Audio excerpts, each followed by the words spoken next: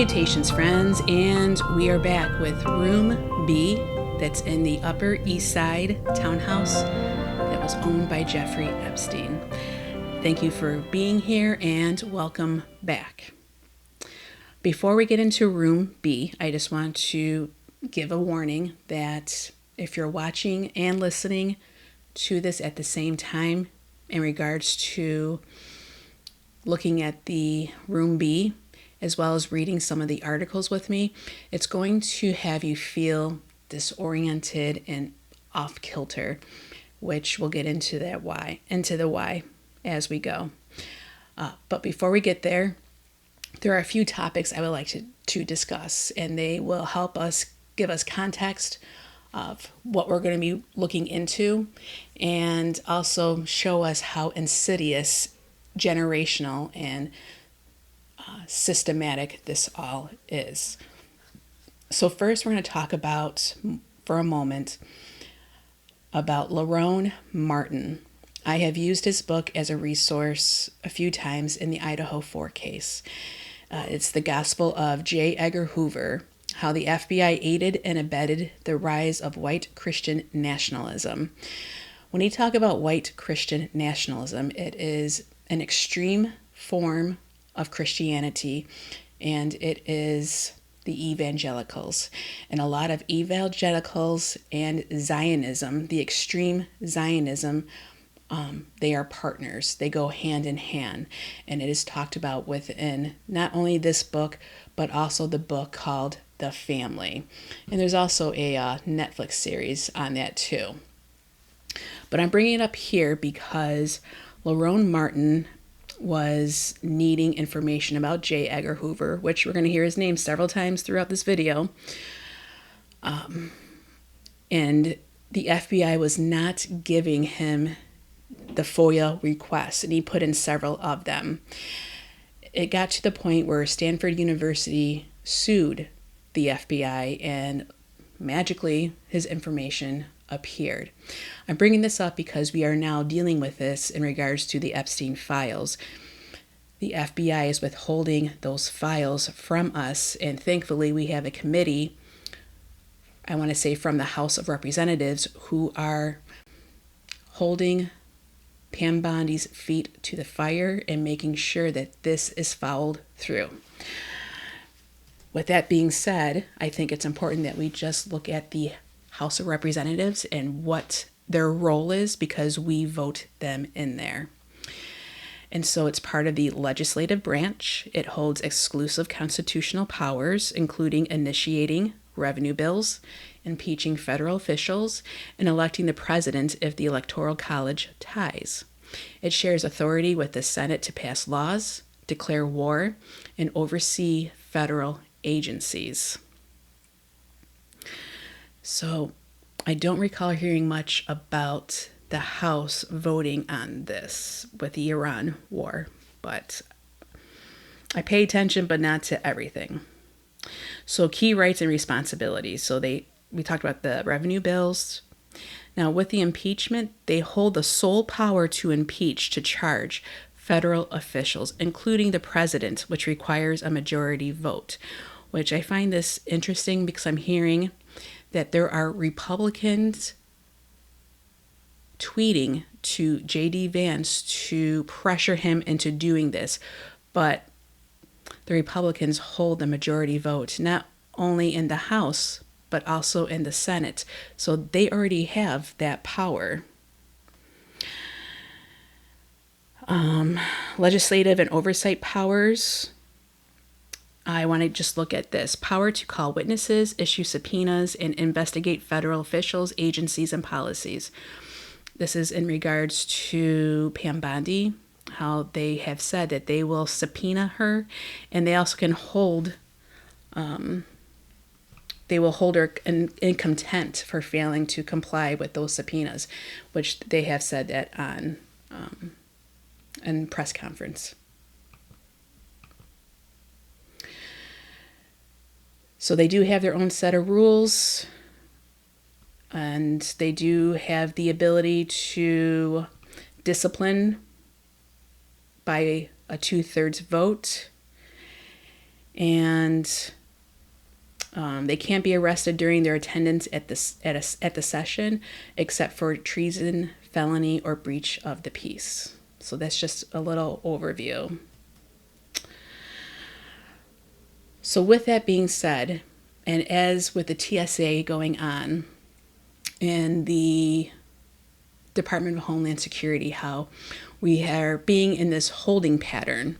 And I realize that this is a type of mentality that has been within our society for a long time. And we're going to see this as we go through room B, which is a poverty mindset.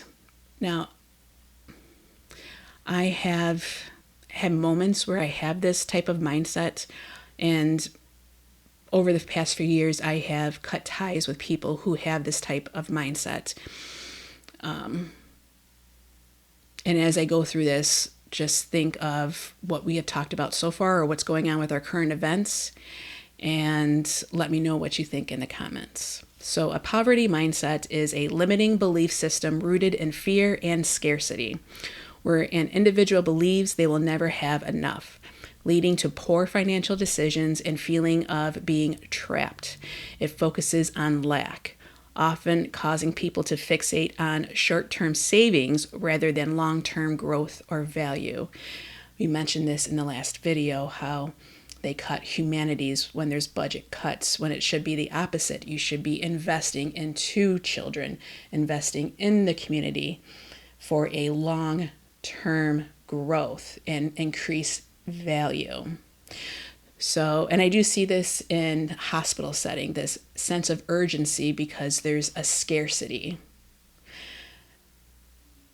That's, some of it is true, but some of it it's not. It's just this constant like hurry up and run type of mentality, which keeps us in a vulnerable state. So some usage examples and behaviors: hoarding possessions, keeping broken or unnecessary items because of a fear of not being able to afford replacements. This is huge. Transactional thinking, refusing to invest time or money in learning, such as books or courses, and only doing something unless an immediate monetary return is guaranteed. And this is where I've cut people off in my own life, because I'm sure we all have these types within our family as well as within our workplaces, where people hold things over your head, or because someone does something for you that's helpful, they're going to want something in return. We hear this just within dating, how, you go on a date and yes, they pay for your dinner and a movie, and, something is expected to, they're supposed to get something in return within their time frame. So this is poverty mindset, as well as power and control, how they intersect with each other. If you have a poverty mindset, then you're going to want to have an increased need to have power and control. So fear-based spending, saving, hoarding cash. We see this with the billionaires, and refusing to spend on necessities, which they don't invest back into the society that they took money out of. Or our politicians don't put the money that they receive and put it back into our infrastructure. Or conversely, splurging on luxuries to feel wealthy briefly, which we see a lot of politicians do this, as well as CEOs. Blame and helplessness. Believing circumstances are entirely out of their control and refusing to accept responsibility, leading to inaction, which this is what we're seeing exactly right now in many different areas. And the cheap trap. Buying cheap, low-quality items repeatedly rather than investing in one durable, higher-quality item. And unfortunately, this has happened with our large appliances. They used to have appliances that lasted for 20, 30, 40 years, and now it's not the same. So scarcity mindset, poverty mentality, limiting beliefs, victim mentality, defeatist attitude. The characteristics constant stress. The limbic system consistently signals fear, impacting decision-making ability. And we'll touch on that a little bit more with the subliminal seduction, because of the way our commercials are, the way marketing is done, the way our TV is done. It keeps us in this fight or flight, which affects our nervous system. Making decisions based on immediate cost rather than long-term value, a tendency to focus on what is missing rather than what is available. Overcoming this mindset involves changing self-talk, cultivating gratitude, and focusing on long-term growth rather than just immediate survival. So the anecdotes, the Band-Aids, and I'm hearing more people talk about this, how focusing on long-term growth, how to change the infrastructure. What are the Democrats going to do? Because this anecdotal, this monetary gain is not going to be helpful. And I don't think people are going to buy into it. And the importance of understanding that, yes, these systems are being misused by a small group of people. And the need to make changes to those systems so it works for everyone, not just for a select few. All right, so before we get into A or B, let's look at A. So A, I like to say this is the surveillance room. And B is going to be the House of Mirrors room. So here we have Bill Clinton, and remember we could see JFK. And he's pointing when you look into the room. And it also points across the hallway into room B. But when he points across, if you look to the right and you see him pointing at you, then you look to the left, you're going to see Muhammad Ali punching. So let's just look at this for a second. Here you see a side table, and it's got a mirror on it, and it has reflection. There's a table like this on both sides of this chair, as well as under the desk. Here we see a ticket for when you're in a deli. So you take your ticket and you wait in line. And this is where I believe this wall means, in my opinion. This is the top of the chain. It's the top of the graph. This, in my opinion, is a photographer. And photography is embedded with Jeffrey Epstein. There's more than one photographer that will be seen throughout his house. And he not only has a modeling agency, but he's friends with another agency out of Paris, Jean-Luc Brunel. With that being said, a lot of intelligence happens, which is Jeffrey Epstein, throughout our media, throughout our movies, our TVs, throughout advertising.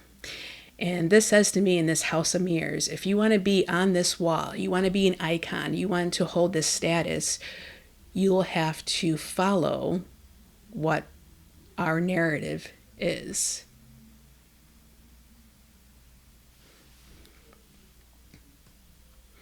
Which brings me to the House of Mirrors. Is a disorienting. It's been popular through amusement parks and attractions, but it's created by mirrored walls, reflecting, disorienting, and multiplying image to create a disorienting, fun, or surreal experience. Known for creating infinity effects, they are iconic in film, literature, and music, representing themes of paranoia, illusion, and dual identity, which we see with those figures, and we're going to hear with those figures as well. Marilyn Monroe, her duality. Audrey Hepburn, her duality, as well as Muhammad Ali. It doesn't say here, but it also mentions how certain mirrors have a curved effect to give a more of an imbalance, which those mirrors in that room don't, but we're in a curved room. That room is a circle. The psychological effect: the environment often produces intense sensory confusion, disorienting visitors by creating a never alone feeling, making it difficult to distinguish reality from reflection. And the symbolism in literature and music, which we don't see in that particular photo, but there is a guitar on the wall in that room. A house of mirrors often symbolizes a chaotic mind, self-reflection, or a desensitized world, which I bring up with the subliminal seduction. So here is the blueprint of room B. And I always get disoriented whenever I look at this because it doesn't reflect what we saw in A. For example, you see the door swinging in to A. Here, it's difficult to see the door swing. We just see a square and some different angles here.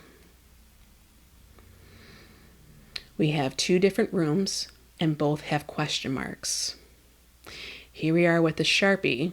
So we don't Sharpie here, we Sharpie around the room, the doorway area. But we Sharpie across this door, but not this door. Here is the window that we saw at the street view where you can look inside and see those photos on this wall here, this is the couch. But for some reason, they drew it out and over like this. When this little dotted line here, that is the wall.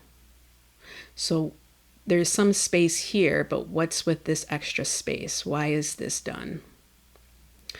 When you look at room A, we saw that, yes, this was the toilet or the loo. And yes, this was a pedestal sink. And yes, this was an angled shower.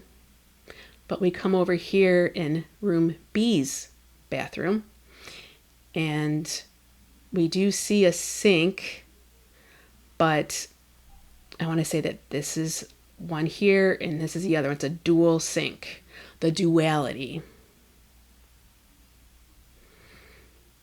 But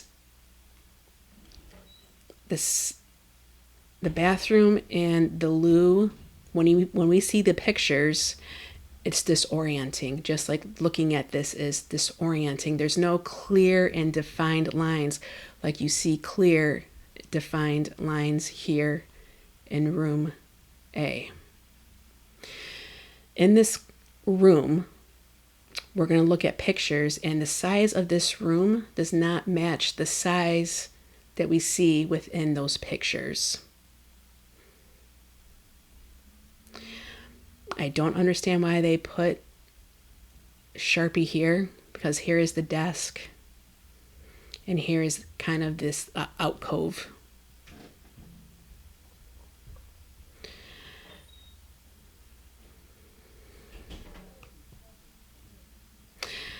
So here is the entryway for context. You look to the right, you're going to see Bill Clinton.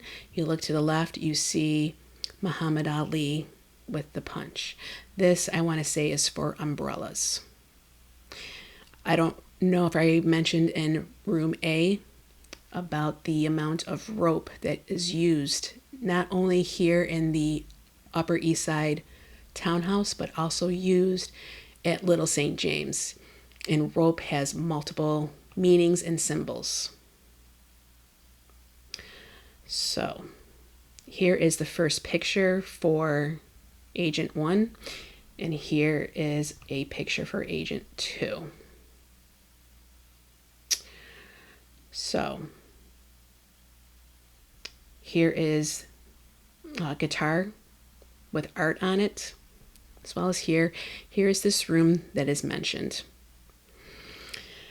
Now, here is the mirrored, I guess, table that's underneath the desk. Here's some candy here in the middle of these books. You can see the reflection of, I want to say that's like a space heater. Here's a picture of Ghislaine. And as you see, we're not seeing the top of the window. It is cut off purposefully by this wall. Here's one of the pedestal sinks, but we don't see the other. And here, this is stupid. This throws me off because it's not natural. It's not normal to have a light fixture just barely crossing the door. So when you come and see this, it's going to throw you off naturally because it's not normal. And here he has a picture of himself and more than likely a victim. And he has two of these phones here for some reason, and one pair of glasses. I've noticed at other pictures in other rooms where there is a desk and a computer, there's several several pairs of glasses. This one just has one. So this here, these two pictures, this is the closest that we see of these two. And here is the couch.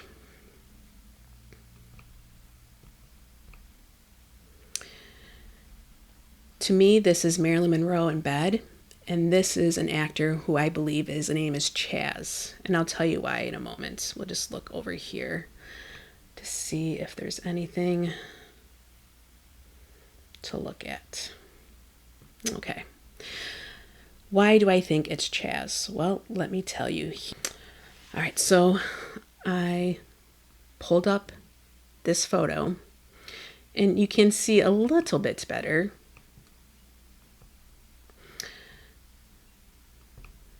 But not as much. Something because it's next to Marilyn Monroe. Could it be, James Dean, or it's not JFK, or something that's parallel to her, which I don't believe it is. So the reason why I think it's Chaz is because I heard about his life story before I even knew who he was. And that's very, institutionalized within our entertainment industry, where we have to know what their story is, or part of their story makes it like a rags to riches type thing, or it is used as a way of creating a narrative. And I remember hearing about his story before I even knew who he was. So here is his wiki. And also, I want to say we are hearing a lot about him, and he is put on that wall. It's because he's Sicilian. And that was definitely used a lot in our movies back in the 80s and 90s in regards to like Goodfellas and The Godfather, how they were Sicilian, and kind of giving the mobster life, the mobster mentality, glamorizing it with this Hollywood lifestyle. And we're going to learn, once we start reading some of these papers and journals, how much the mob was involved within our political system before this whole Hollywood system was put in. So Chaz, as I mentioned, Palminteri, hope I'm saying that correctly, he was born in the Bronx. His family is 100% Sicilian, mom, dad, and his grandparents. So with this is what I remember hearing about before I even knew who he was.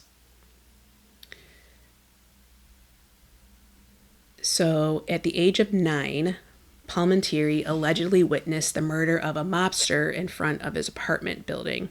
The police questioned him, but he maintained that he did not see the incident.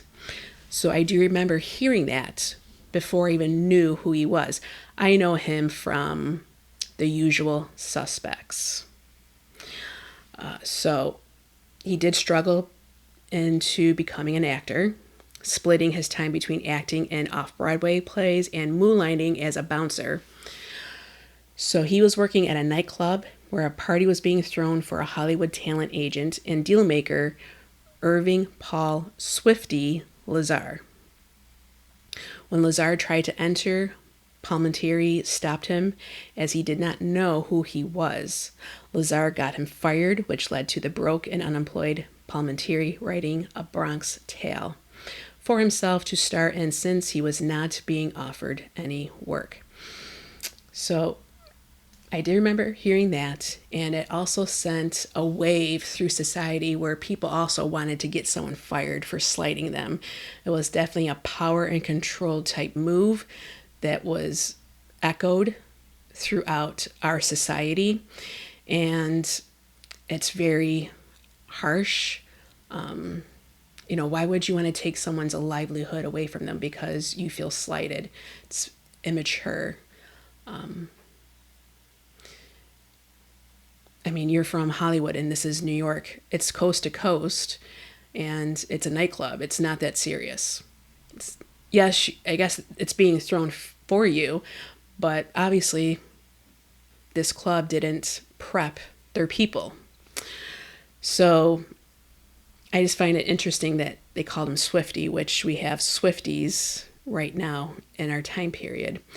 And just a quick overview of him. He's born to a Jewish family in Brooklyn, New York, which we learned that's where Jeffrey Epstein was also born and raised, in the Seagate area of Brooklyn. He is a lawyer and he is a talent agent, and he represented movie stars, authors, including Richard Nixon. So just to name a few, he represented Truman Capote, Cher, Joan Collins, Cary Grant, Ernest Hemingway, Gene Kelly, Madonna, Tennessee Williams. So what I find interesting about him is he and Benjamin Landis suggested to the U.S. Army Air Forces that it produce a play to encourage enlistment and to raise funds for the Army Emergency Relief Fund. So here we go with propaganda. The Air Force's commanding general, Henry H. Arnold, agreed, and the play Winged Victory was written by Moss Hart and produced by Hart and Lazar. It was a huge success, playing on Broadway and on tour around the U.S. for over 1 million people in 1943. The 1944 film adaptation was directed by George Cukor.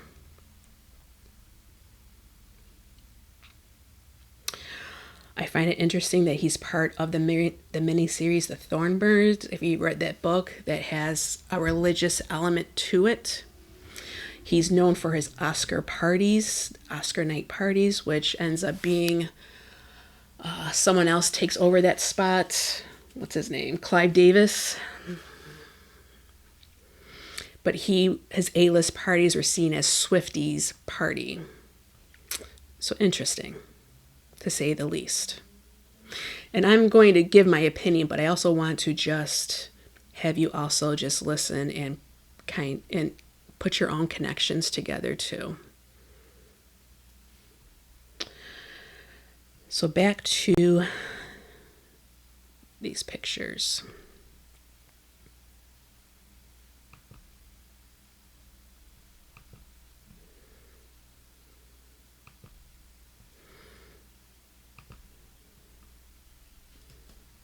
All right, so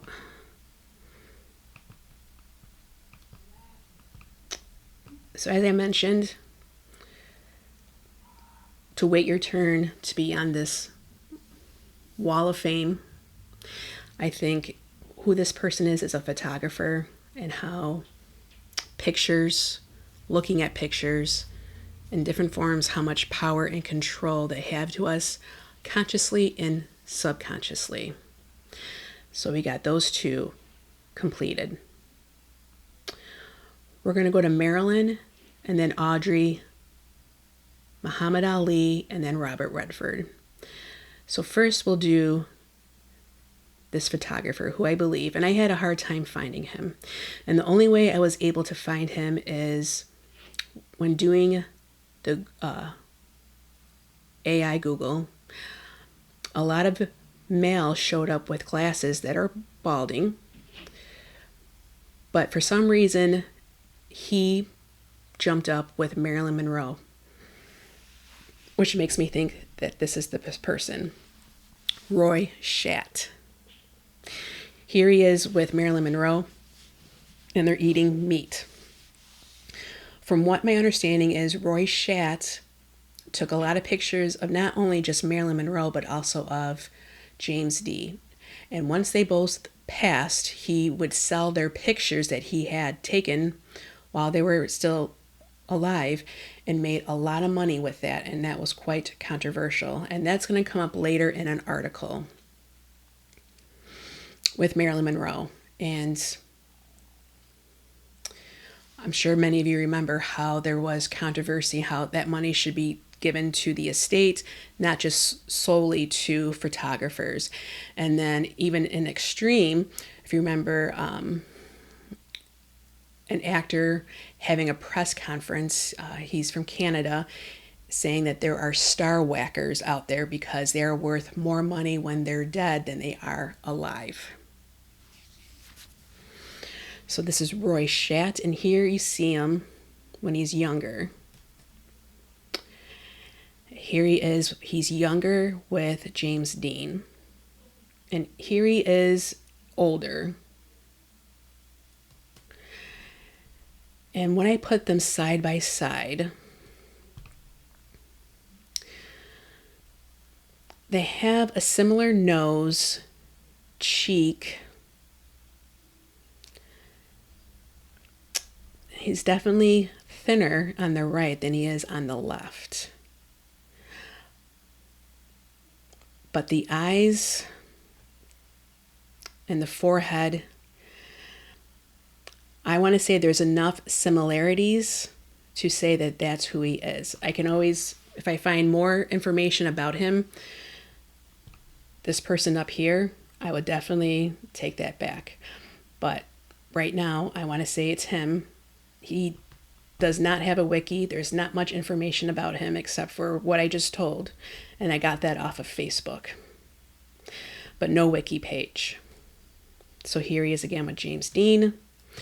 And as I mentioned, how much Jeffrey Epstein is involved when it comes to photographs. He had his own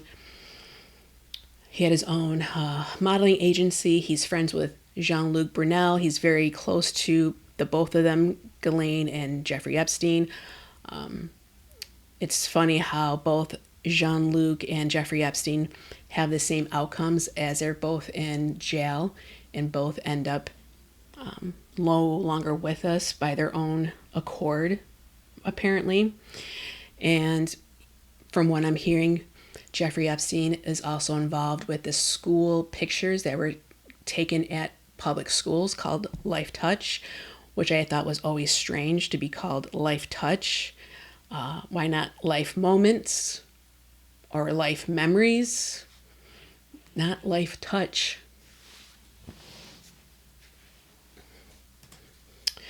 Which brings me to pictures. So you mentioned before about this.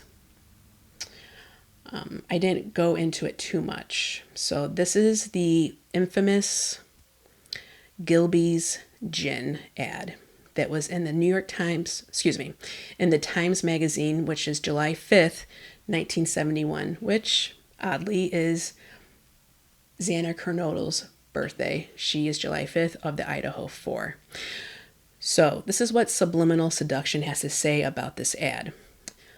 It was available for anyone to see, all 24.2 million weekly Times readers, and that includes men, women, and children. Readers make such allusions invisible to the conscious mind through a psychological device psychologists have labeled repression, one of the perceptual defenses. With this being said, this book is not telling you what to see or what it should mean. It is only concerned with the perception of phenomena you are neither supposed to see or consciously supposed to deal with in terms of meaning. These are subliminal stimuli, and they have been regularly used in the North American mass media for over 25 years without anyone getting wise to what was going on. So this is intelligence to me. This is purposefully done, purposefully placed, just like that lamp in Jeffrey Epstein's room, just like how that room is round with those mirrors, just like how we're going to see the duality with those on that wall. And this book was published in 1973. So for them to say for 25 years up to 1973, I find alarming. Which brings me to this picture. This is Jeffrey Epstein, and this is part of data set 2, which we'll get there eventually, but I brought this picture up because I see a lot of pictures that are like this, that have this, they're not focused. And the way that he has his face with those washcloths and those sunglasses, whatever you want to call them. So here it says, subliminal persuasion can be even more dangerous to mental health. In the service of commercial profit, highly skilled technicians are probing into and manipulating the most intimate, subtle, and complicated mechanisms of the human nervous system, a mechanism still virtually a mystery to science. So that ties into what we had mentioned about a poor mentality, how it affects our limbic system, that scarcity, that fear. It makes us into this fight or flight. I saw this same type of picture taken with Madison Moy. If you look at her Facebook page, which we looked at a few of them, she has a lot of photos that are blurred, that are disorienting. And we're going to see how also on her page she has friends, and someone had mentioned this in the comments, how she had a friend that had the same account or two different accounts with the same name, but just one letter is changed. And we're going to see that within the writings of this Law Journal article, as well as in People magazine.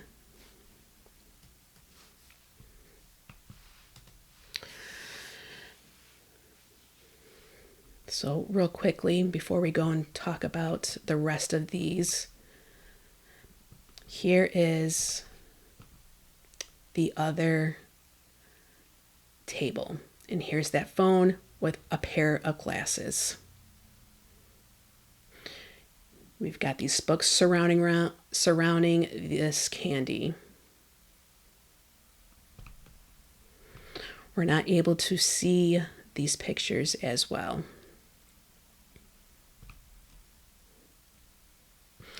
So with that being said, we are seeing just reflections on the wall from these mirrors, how this is reflecting all the way over here. A house of mirrors. 2, duality. Almost feel like it's literally down to a pair of glasses, duality. Clear vision, blurred vision.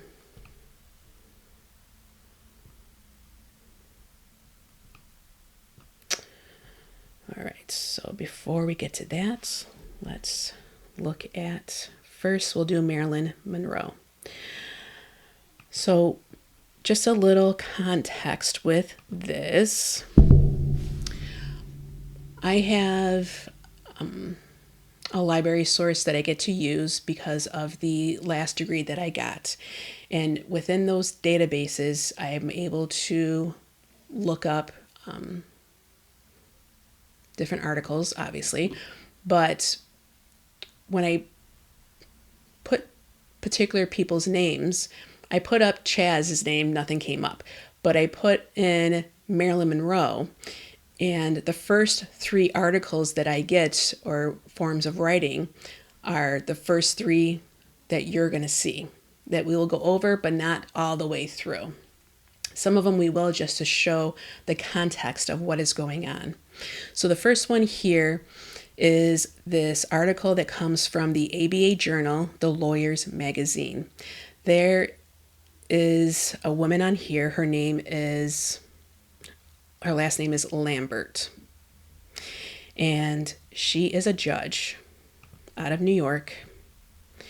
And her motto here is, a poor settlement is better than a trial. And we saw that a lot within our justice system. In order to save money, or in order to cut costs, because we don't have it, even though our country prints money and our country has an abundance of money, that's the foundation of this poor mentality. So I just find it interesting that we're going to talk about Marilyn Monroe within the same ABA journal of Palestine. So we're going to learn a little bit about this judge. As she tells it, there's never a dull moment in Judge Marie Lambert's New York County Surrogates Court. There's the case of the Marilyn Monroe letter, and there's the one about the bequest to the Palestine Liberation Organization. So what are the odds that we're going to have Marilyn Monroe be in the same sentence as Palestine Liberation Organization, and she is on the wall of Jeffrey Epstein, who many of us believe he is part of intelligence, including the Mossad, which is part of Israel, who is occupying Palestine right now. So the cases often involve intrigue. And if you are listening, intrigue is written in a way where it says INT rig UE. So it's spaced out. Intra INTRIGUE. Humor and pathos. Many could rival the juiciest plots on television's most popular soap operas. They go from the ridiculous to the sublime, Lambert said with a chuckle. So this is setting a tone. She is a judge who has responsibility, and it comes off to me not taking it as seriously as it needs to be, especially within the criminal justice system. But many tug at the heart. They involve the elderly and the helpless and require a hearing with a sensitive ear. Lambert hears them all and tries to settle them with doses of law and humanity. Elected in 1978, Lambert brought an unlikely background to the bench, unlike her predecessors, who had family law backgrounds. Lambert was a prominent trial lawyer who specialized in medical malpractice and then ICE. So malpractice, it's MA space capital I, pract, and then ICE is off to the side on its own. And personal injury. So personal is PE space RSONAL, and then injury has 2 I's. Her other distinction was that she was the first woman elected to the surrogates court. And first is not even spelled correctly, it's spelled HRST, which she considered to be New York's most prestigious court. So right there with all these spaces and misspellings is done on purpose. It's to throw you off. And this is a ABA law journal. So here we should not be taking what she says seriously because it's not being spelled correctly. There's weird spacing, but this is letting us know as well, this is how society is going to be going. This is the narrative. Anybody who has spent time trying cases must understand people, said Lambert with an accent that reveals her Brooklyn ties. What have we mentioned so far from Brooklyn? Jeffrey Epstein and Lazar. Someone had commented on one of my videos that the reason why Jeffrey Epstein had those language books in room B was because of his accent. He was trying to lessen it. That could be a possibility.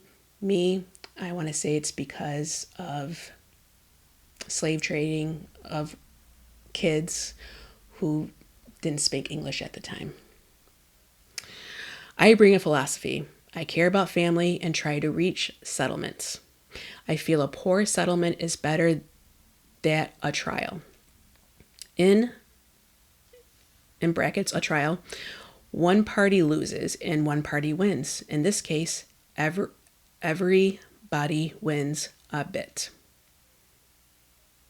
Lambert's war stories rival the best of the bench in a folksy style, a cross between comedian and storyteller. And storyteller is all over the place. She shares a few. Leaving it to the PLO. A will offered for probate bequeath $25,000 to the Palestine Liberation Organization. Lambert became concerned about whether she could allow a terrorist organization to get the money, which I find that interesting. They're not a terrorist, they're just defending themselves and trying to get settlers out of their land. It's funny how we talk about this terrorist organization as well as others, but not Zionism. I talked to it's spelled STA space IE, and then departments all spaced apart. So I'm going to assume the State Department, but was promptly told, it's your baby. Do with it as you want. After an investigation, she determined that the PLO was not a legally constituted group and had no standing.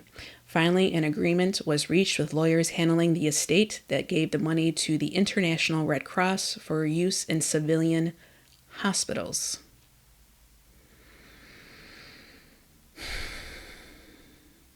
Criticism poured in that a person should be able to leave a bequest to whomever he or she desired. See, just reading this, I feel all over the place, disoriented, because it's purposefully spelled wrong. And we're getting this from this type of magazine.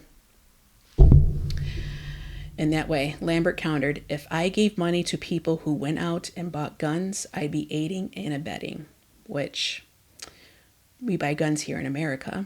There's the NRA, and America is known to doing illegal gun trading, and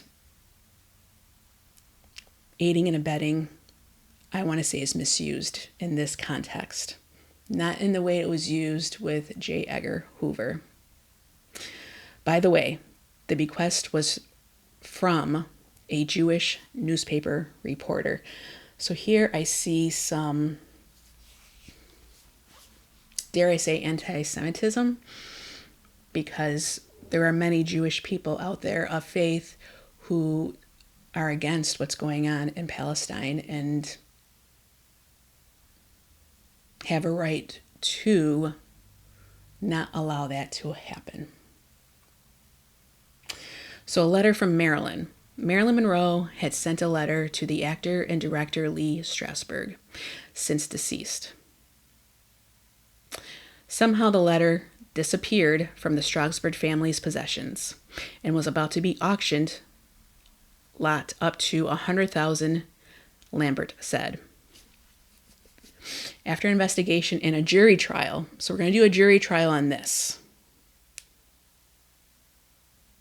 The letter was found to belong to the Strasbourg family. So that was done by by a jury of our peers.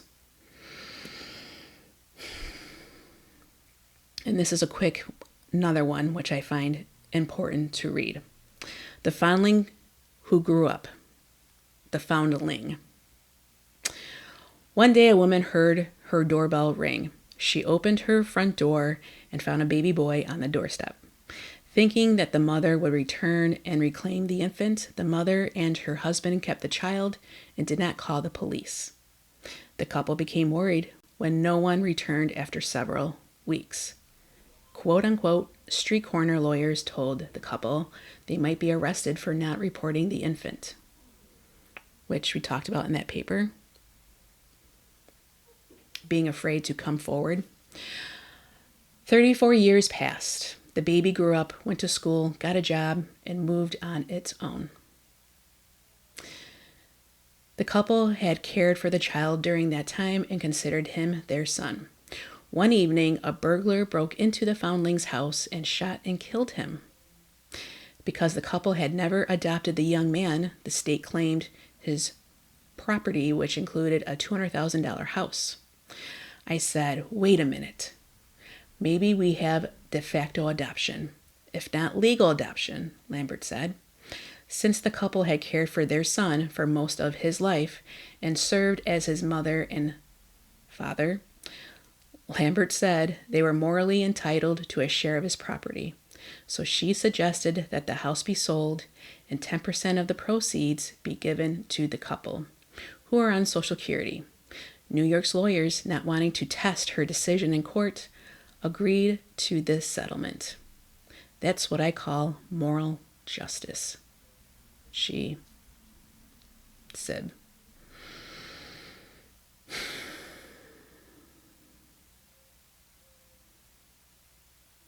My head is spinning just reading that and reading it the way it was written. And I see a lot of this with how police do the reports or when you look at a case file.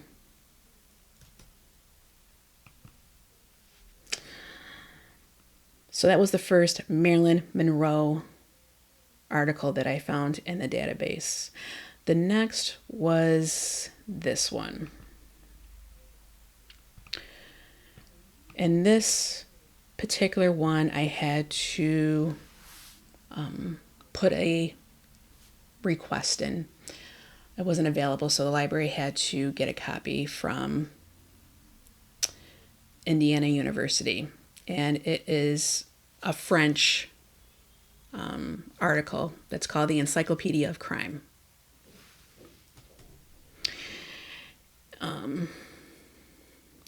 London. The other one is French. So this is London.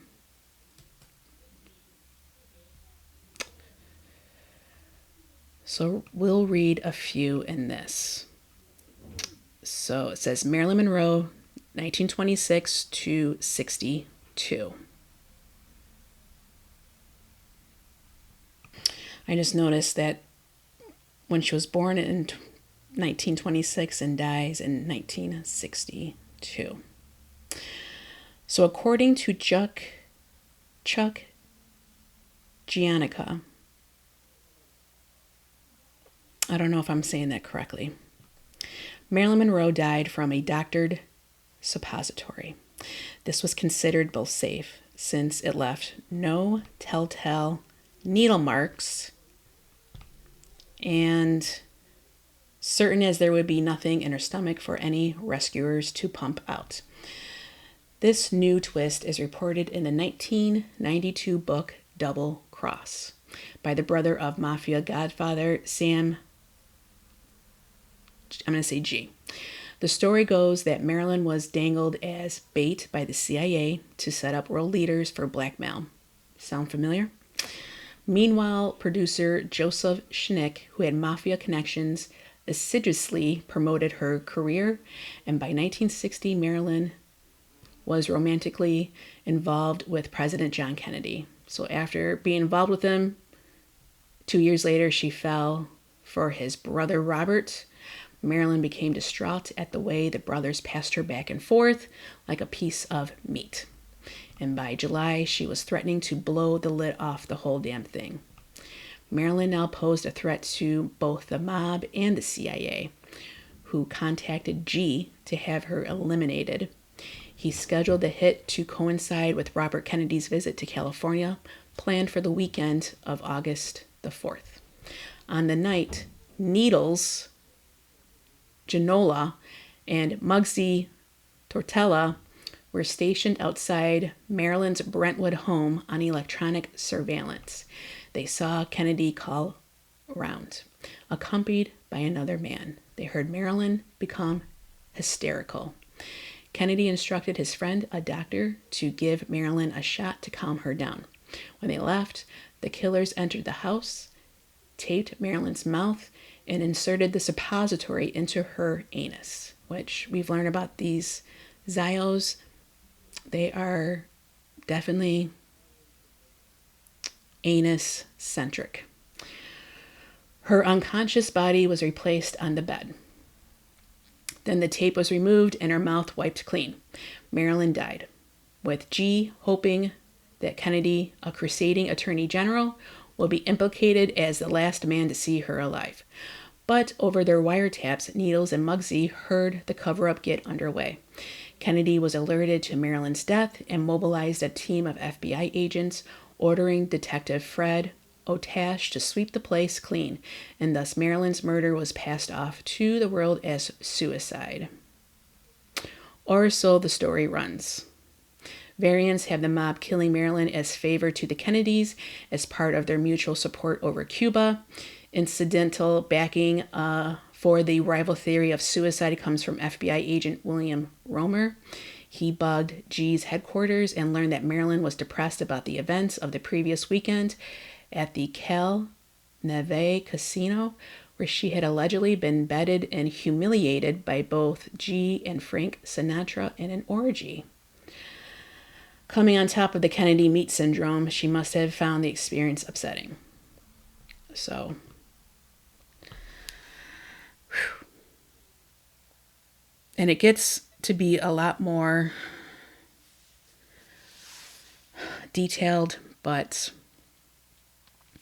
we're going to move on from that. And if you want for me to read more of that, let me know in the comments, because there's only so much that I can take of this, reading this all at once.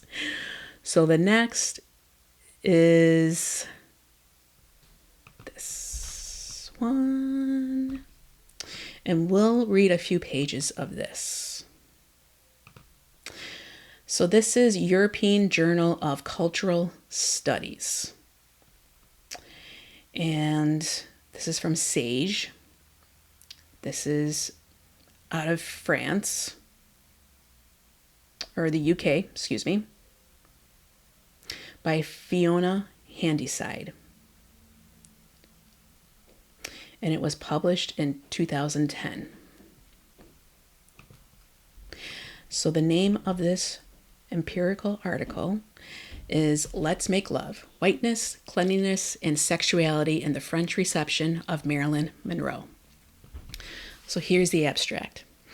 Richard Dyer's seminal work on whiteness in film considers Marilyn Monroe as the epitome of an institutionally racist Hollywood system that images the most desirable women to be blonde, given that blondness is understood as a guarantee of whiteness.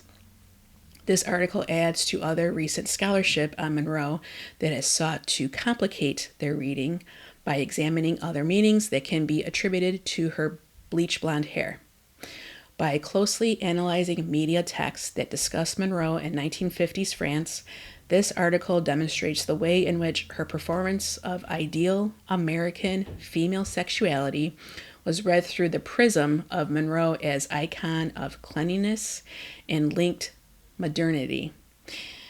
It examines the way in which Monroe's modernity allowed her to partially escape the traditional feminine private sphere, and it concludes that Monroe's bleach blonde hair can be seen in this context as having liberatory potential. So the introduction. In this classic study of Marilyn Monroe's star image, Richard Dyer argues that her dyed platinum blonde hair is key to her sexual appeal, particularly as it was constructed through the Playboy discourses of the 1950s. Monroe conforms to and is part of the construction of what constitutes desirability in women. For the most desirable woman is a white woman. The typical playmate is white, and most often blonde. To be ideal, Monroe had to be white, and not only white, but blonde. The most unambiguously white you can get.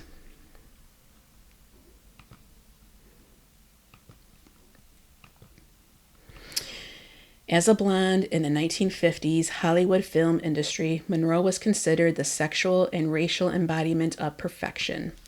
In an era of civil rights movements, decolonization, and race rebellion, Hollywood's vision of female sexual desirability was a glowing white icon. And what a slap in the face that is. What a big F you to everyone, even those who are blonde. Whiteness has multiple connotations. The white race, figured as the most civilized and advanced of all races, white goods, the products filling the suburban homes of the 1950s US and France, and cleanliness, both in the white color of detergent and washing powder, and in its metaphorical connotation of sexual purity and virginity. White women were offered as the most desirable of all women, and blondes as the most white as the most desirable of all. Monroe's sexual desirability and commercial value owe much of her white blonde hair a relentless reconstruction of perfect whiteness. During filming, her hair was retinted every 4 days, which associates her repeatedly with the color white in her film. So I'm seeing this blondness sexual icon be part of the narrative, not only with Monroe, but with Madonna. She became blonde, her Blonde Ambitious tour. Then we see Taylor Swift be that way as well, showing that ultimate whiteness.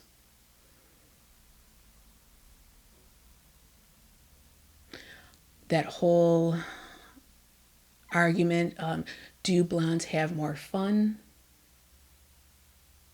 So on and so forth. In The 7-Year Itch, in which she is an American pinup girl made flesh, Monroe is also a blur of floating whiteness, most famously in the New York subway grill scene, but also lounging in a sudsy bath and advertising Dazzledent toothpaste. In Gentlemen Prefer Blondes, she may start the story as a vamp clothed in a bright red dress. And what do we see? Taylor Swift with the bold red lip, as well as Madonna. But she marries in white to secure the dazzling translucent diamonds she covets. And some like it hot, Joe Curtis and Jerry Lemmon, dressed in drag, burst into the women's toilet and surprise Sugar Monroe, who is having a quick swig of brandy. All three are wearing black dresses. But the men also have black hats in contrast to Sugar's blonde hair, which is lit from above, the side, and below, so that her head is almost a ball of light. In Let's Make Love, in the title song's fantasy sequence, which we saw that last name Cooker with Lazar, Monroe knits a silky, shiny white fabric rather than the pink hole-filled jumper that she is knitting in the film's Diagette Real World. As Laurel Mulvey comments, her whiteness confirmed Monroe as the embodiment of a highly exportable American ideal. Through the multiple connotations of white, she suggested the technical advancement of white goods, cleanliness achieved through detergent, shampoo, and washing powder. and the safe suburban sexuality of young brides in gated neighbors or neighborhoods. If America was to export the democracy of glamour into post-war impoverished Europe, the movies could be its shop window. Marilyn Monroe, with her all-American attributes and streamlined sexuality, came to epitomize in a single image this complex interface of the economic, the political, and the erotic. By the mid-1950s, she stood for a brand of classless glamour available to anyone using American cosmetics, nylon, and peroxide. It is the meanings of Monroe's whiteness in relation to her export to France that this article will examine in order to complicate Dyer's reading that Monroe's whiteness speaks only of the institutional racism that characterized 1950s Hollywood. As Louis W. Banner argues, it is possible that most blondes, fair-skinned actresses like Dyer's Monroe represented a racist ideology. Yet, without further investigation, that conclusion is premature. For it slights different historical contexts, the agency of the women involved, and culturally categorizes other than race. Banner goes on to analyze the ways in which Monroe's white star image intersects with other aspects of difference as articulated, for example, by feminists and civil rights concerns. She concludes that in her native U.S., Monroe was an ethnic white, and that, following this interpretation, the Monroe image could be seen as one of the ethnic cohesion, a bridge between minorities. It is not my intention to dispute Banner's convincing reading of Monroe's image, but rather to follow up her suggestion that to come to grips fully with the meanings of Monroe's blonde hair and fair skin necessitates the investigation of cultural categories other than race. This article argues that Monroe's blondness comes to have very specific meanings in the French context that it does not have elsewhere, and thus that readings of such cultural signs as hair color need to take into account national as well as racial differences.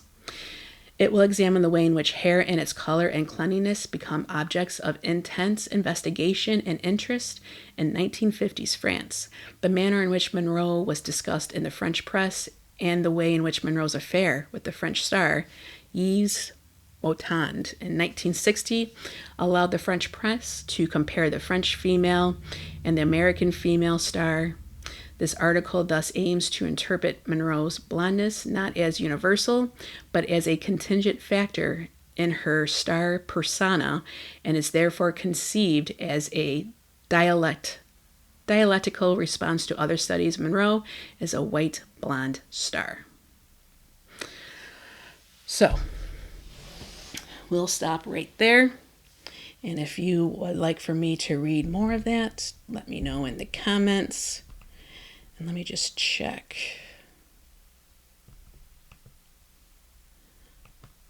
And yes, all right.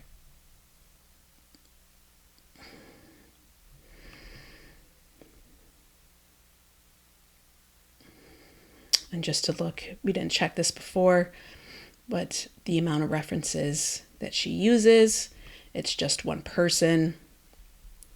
And I do not see any of her own personal articles in there. So let's see, handy side, because that's what we do when we read these types of papers. We have to check. So we have Hayward, that's the only H. All the rest are from other forms.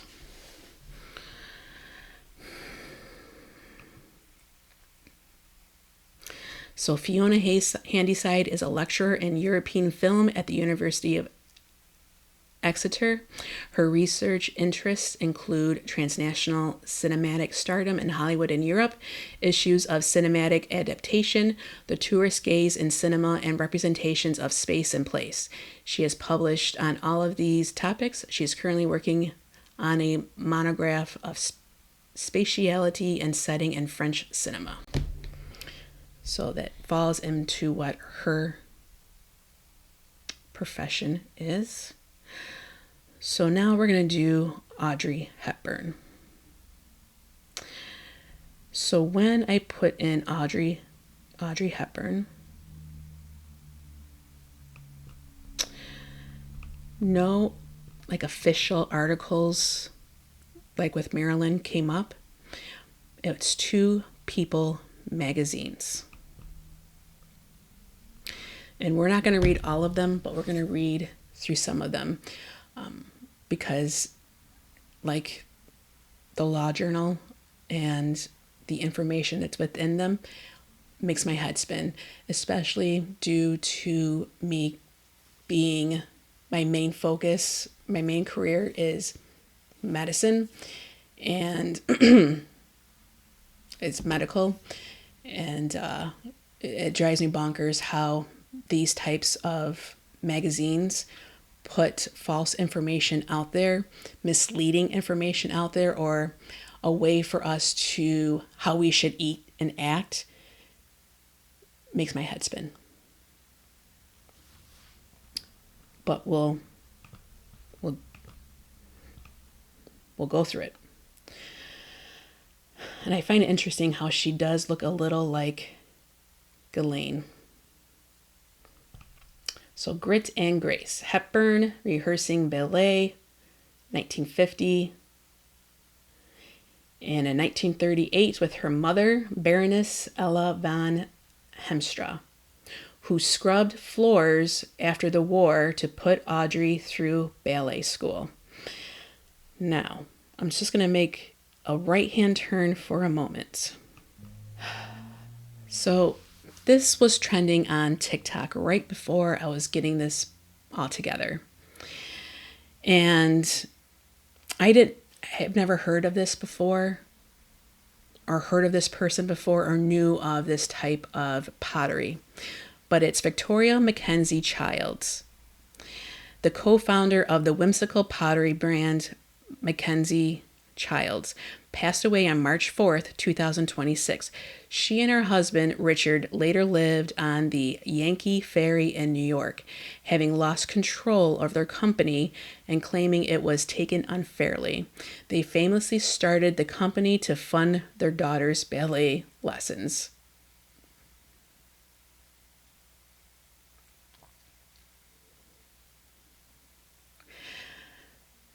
So, people had said that on TikTok, on the particular TikTok that it was in the comments, said that people literally would redesign their kitchen to highlight this type of pottery. And the people who own it now, people have called them out and are giving them a hard time. And I just find that interesting that that same story is being used. That's what we're told about Audrey Hepburn. At this point, any type of story that I am given at this time, I'm going to be taking it with a grain of salt, unfortunately. Because I'm finding that they're using bits and pieces of different events that have happened in our world in order to make them look like the good guys or make them look like they're the victims. So, let's get into Audrey Hepburn.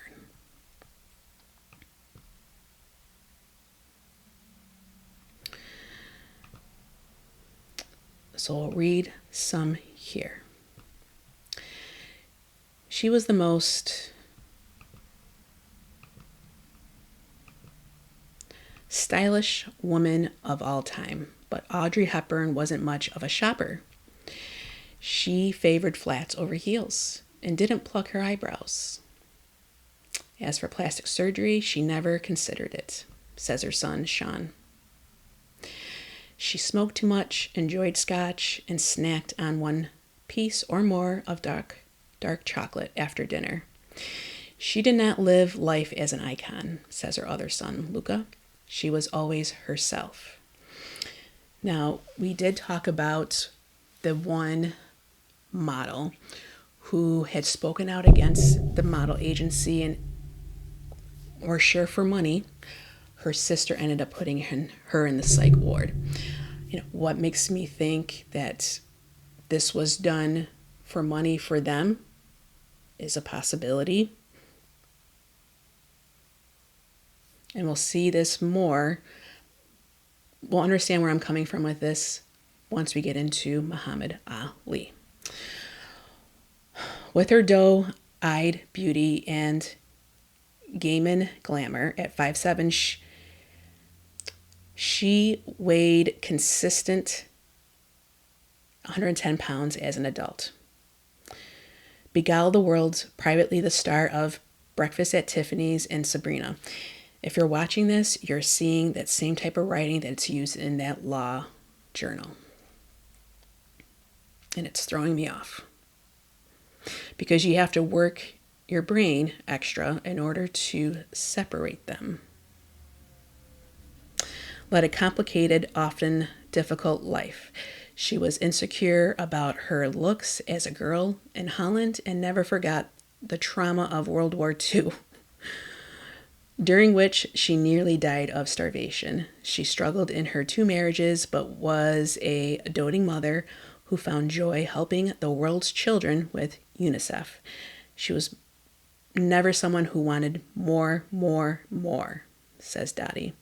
So right away, I think of Angelina Jolie. She was not a collector. She cared more about living beings. Nearly 25 years after her death from cancer of the appendix at age 63 on January 20th, 1993, her sons are offering some of her most personal belongings in a Christie's auction on September 27th. Here, they and other loved ones share memories of the private Hepburn. So we talked about estate.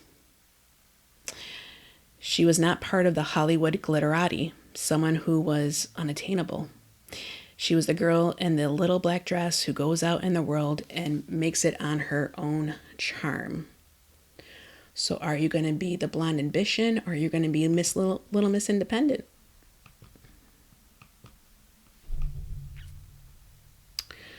The daughter of a Dutch baroness and a British father who left the family when Audrey was 6. The ballet student barely survived the German occupation of Holland. Oh, like how we say that, occupation, which began when she was 11. She had to hide in the basement for days without food. It was the winter of hunger, 1944 to 45, when the Nazis starved hundreds of thousands of people in Holland in retaliation for their support of the Allies. For someone as delicate and fragile as Audrey, it had a big effect. She had a number of illnesses that she later recognized in the children she met in Ethiopia and Sudan while working with UNICEF. She often quoted a humanitarian worker who asked a child, "What do you want to be when you grow up?" And the child said, "Alive." By the end of the war, she was very close to death. She survived by eating nettles and tulip bulbs and drinking water to fill her stomach.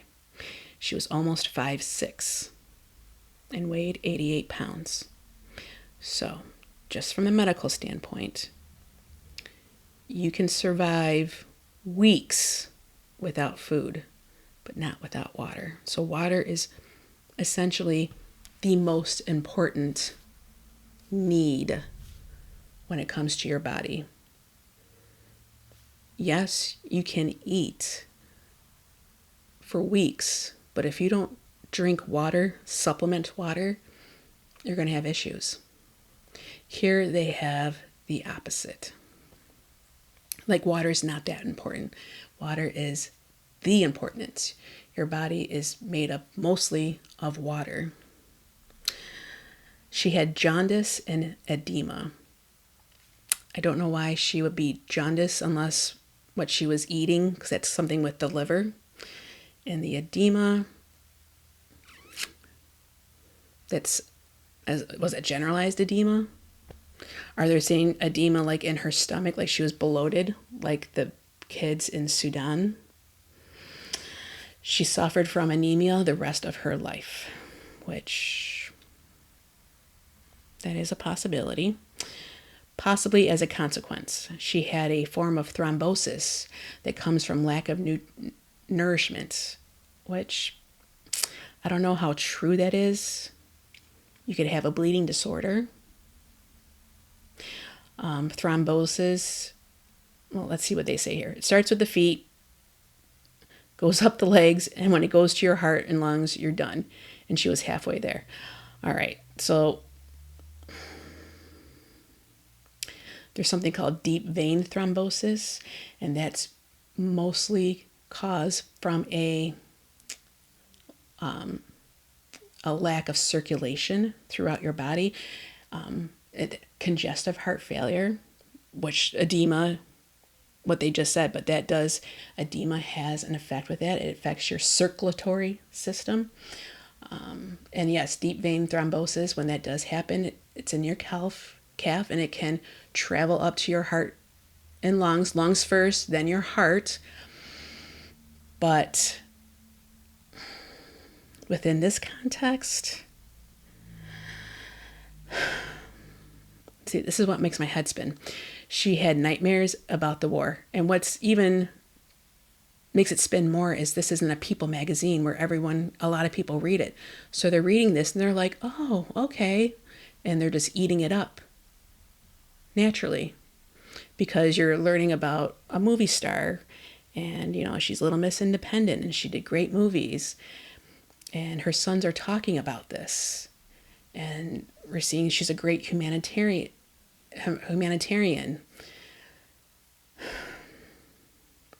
She had nightmares about the war. She lived close to the train station, so she'd see the trains with the Jews leaving. She was the same age as Anne Frank, and later said, that was the girl who didn't make it, and I did. Her voice would crack and her eyes would fill with tears. Why did she stay thin? Why she stayed so thin? While her family believes it's possible the malnourishment during her teens contributed to her slim physique, the main factor was her lifelong discipline. People think because she was skinny that she had an eating disorder, but it's not true. And that does happen to people who are naturally thin. People get on them, and I don't agree with that. She loved Italian food and pasta. She ate a lot of grains, not a lot of meat, and a little bit of everything. She walked for miles. She could outwalk me. She had a healthy metabolism, but she was not excessive. She never said, I have to do 5 miles today. She didn't diet. We had brown bread with jam for breakfast. Lunch would be chicken or veal or pasta, often with vegetables from the garden. And for dinner, we often had soup with chicken and vegetables. She had chocolate for dinner, baking chocolate. She had a finger or two of scotch at night. She didn't drink wine. She mainly smoked when the phone rang. That made her nervous. She was afraid of bad news. Yeah, probably someone like Jeffrey Epstein, people like him, or Harvey Weinstein calling her nonstop. Those fucking weirdos.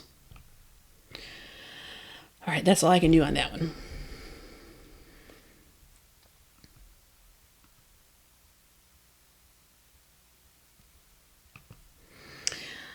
So this is another People. Audrey Hepburn's secret past. She nearly starved to death and risked her life to help the resistance. The amazing story of how the star survived World War II.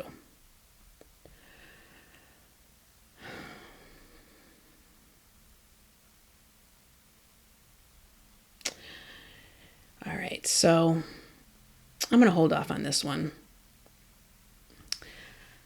because there's some lines blurred here, the resistance, so on and so forth. And this is what they do. They blur the lines.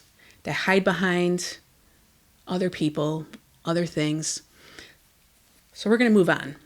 And we're going to talk about Muhammad Ali. When I would type in Muhammad Ali, I got this, but it's not spelled the same. Well, let me double check.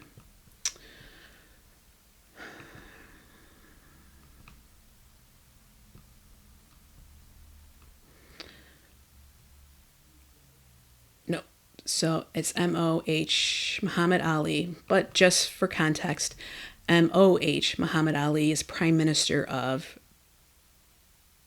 Pakistan. But this Muhammad Ali, we're going to read his wiki.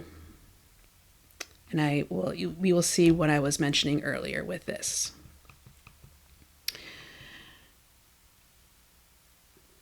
So, Muhammad Ali, born as Cassius Marcellus Clay Jr., American professional boxer and activist, a global cultural icon, nicknamed the Greatest.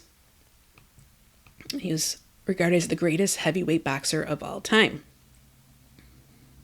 He held the Ring magazine heavyweight title from 1964 to 1970, an undisputed champion in 1974 to 78.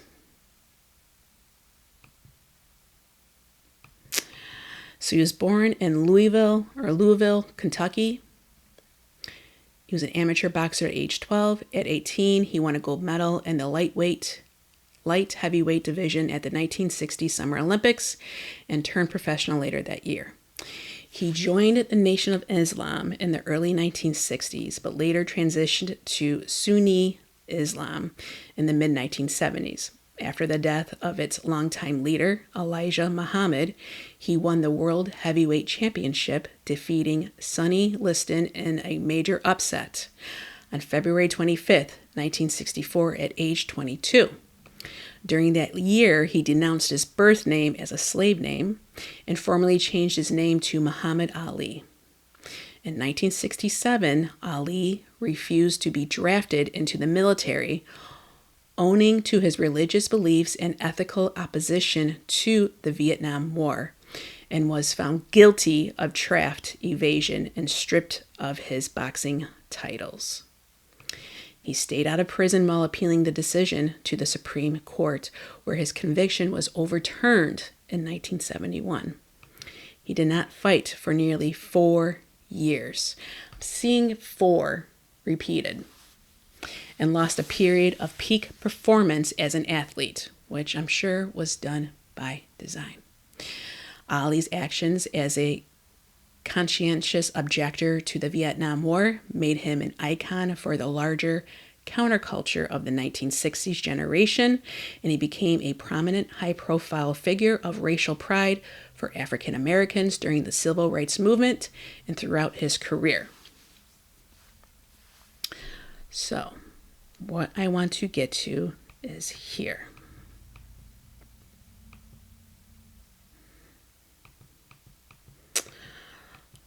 So outside of boxing, Ali performed as a spoken word artist, releasing 2 studio albums, I Am the Greatest, The Adventures of Ali, His Gang, versus Mr. Tooth Decay. Both received Grammy Award nominations. Releasing 2 autobiographies. In 1984, he made public his diagnosis of Parkinson's syndrome, which some reports attributed to boxing-related injuries, though he and his specialist physicians dispute this, which I do as well.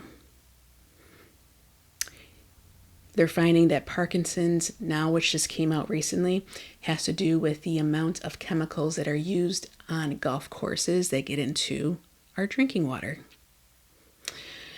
He remained an active public figure, but his later years made fewer public appearances. Okay. So this is what I wanted to bring up.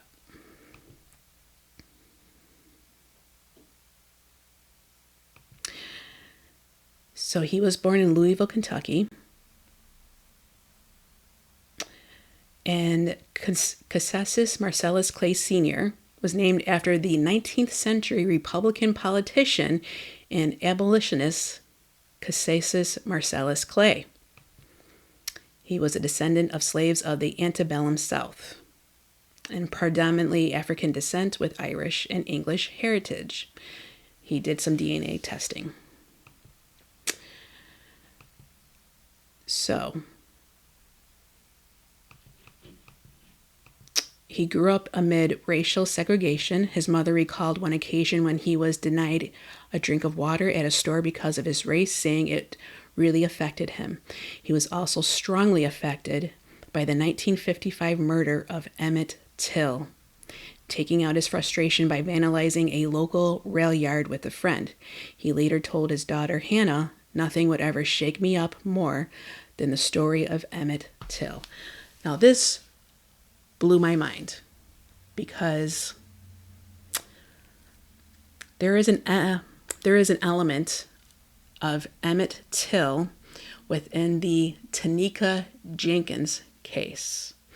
Now, Emmett Till, they just passed, I'm going a little sidetracked here.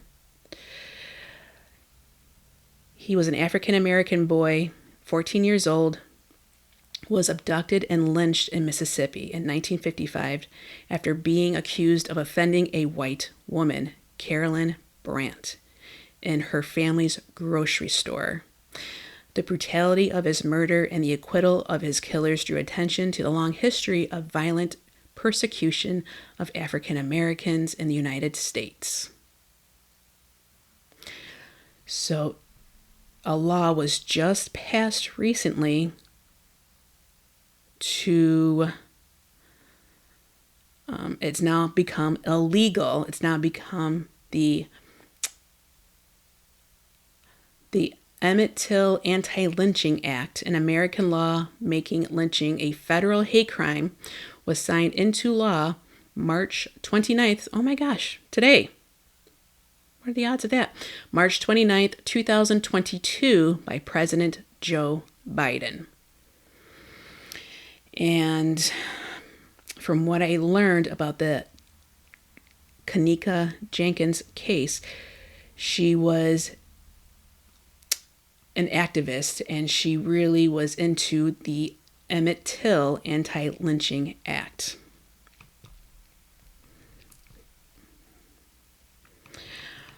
All right, so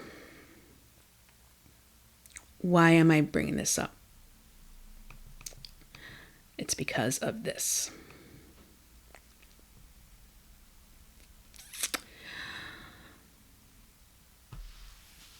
So in 1975 autobiography, he recalled that shortly after his return from the Rome Olympics, he threw his gold medal in the Ohio River. I remember hearing this as a kid after he and a friend were refused service at a whites-only restaurant and fought with a white gang.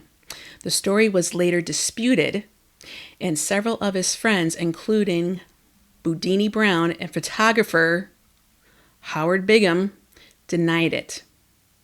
Brown told Sports Illustrated writer Mark Cram, "Honkies sure bought into that one." Thomas Hauser's biography of Ali stated that Ali was refused service at the diner, but that he lost his medal a year after he won it. Ali received a replacement medal at the Georgia Dome during the 1996 Olympics in Atlanta, where he lit the torch to start the games. Why am I bringing that up? Well, because of this guy.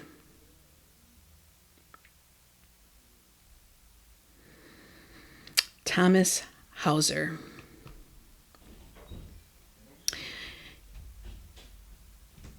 American author known for his biographies and novels and writing about boxing. So he went to Columbia College in 1967 and Columbia Law School in 1970.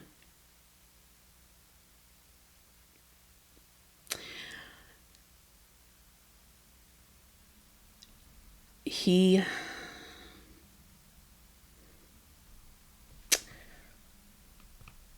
also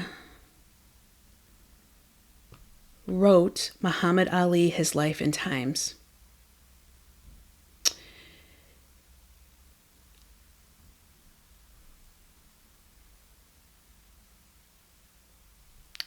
And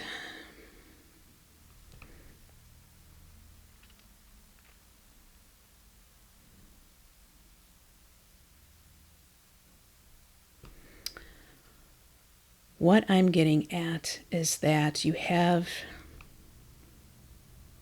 an author who goes to Columbia College as well as Columbia Law School, who ends up being part of Muhammad Ali and ends up spinning what really happened to what actually happened.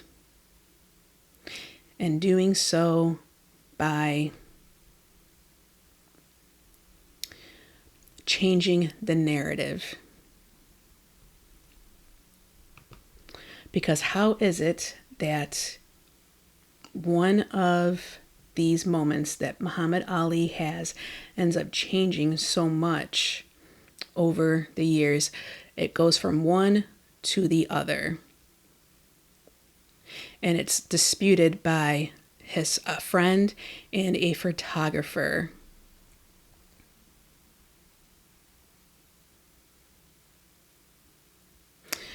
Granted, this author, Thomas Hauser, does say he gets another medal, but he ends up telling his daughter about this. So this is where I'm getting at, how we have these moments of time that people have and how it's used to gain momentum or to spin it in order to gain more momentum in a different way, and that we can use satellite, people around their orbit, people around their satellite in order to change the narrative. Just with Audrey Hepburn and her sons, I don't think they would purposefully do anything like that, but people can be talked into doing things for money. And it's an unfortunate aspect of it, but I want to say that intelligence is aware of this, and they have used this, and we see this with Jeffrey Epstein, where he is a financier, where money becomes such the illusion of gaining power, gaining momentum, being within his orbit and around all these scientists, that he is someone of importance. This house of mirrors, this duality.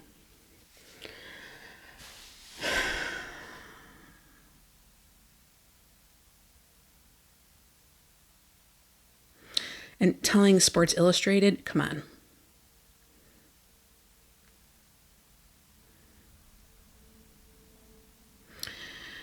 So,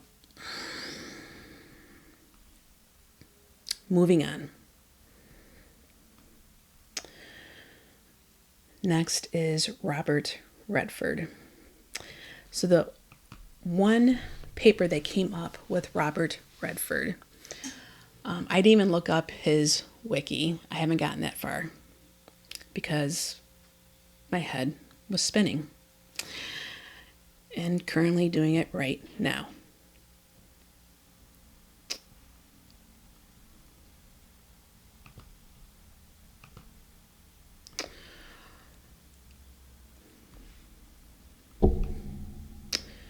This is commentary by John D. Stemple and Robert W. Pringle Jr. with assistance from Tom Stemple. This is International Journal of Intelligence and Counterintelligence. This was copyrighted on 2002, and it's The Intelligence and the Cinema. So we'll just read a few of this. Spy movies are to real-life intelligent work what Donald Duck movies are to understanding the environment. A senior intelligence officer. Intelligence. From gathering to covert operations and counterintelligence has always been fascinating to lawmakers and audiences. I don't know what that's supposed to say. Of deception has always made good films less easy to find, however, are that contribute to public understanding of the intelligence process. Intelligence fantasy films, the early Fu Manchu movies of the 1930s, the many James Bond films from the 60s to now, and contemporary efforts such as the 2 Tom Cruise Mission Impossible films make for good stories and help upgrade the awareness of technology, but tell viewers scarcely anything useful about intelligence. So Dr. John D. Stemple, director of the Patterson School of Diplomacy and International Commerce and professor of international relations at the University of Kentucky, served 24 years in the U.S. Foreign Service. Dr. Robert W. Pringle Jr., adjunct professor at the Patterson School, served 4 years with the U.S. Army, 9 years in the U.S. Foreign Service, and 12 years with the U.S. Central Intelligence Agency before retirement.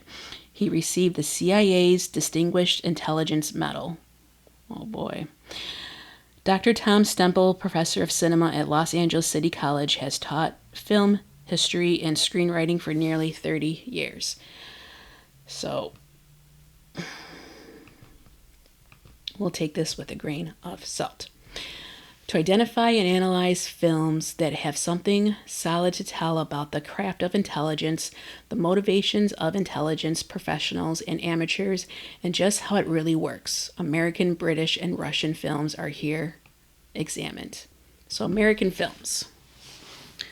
While there are American films about spies from the earliest silent movie days, U.S. films really did not get into espionage proper until World War II, beginning with the pre-war Confessions of a Nazi Spy, 1939.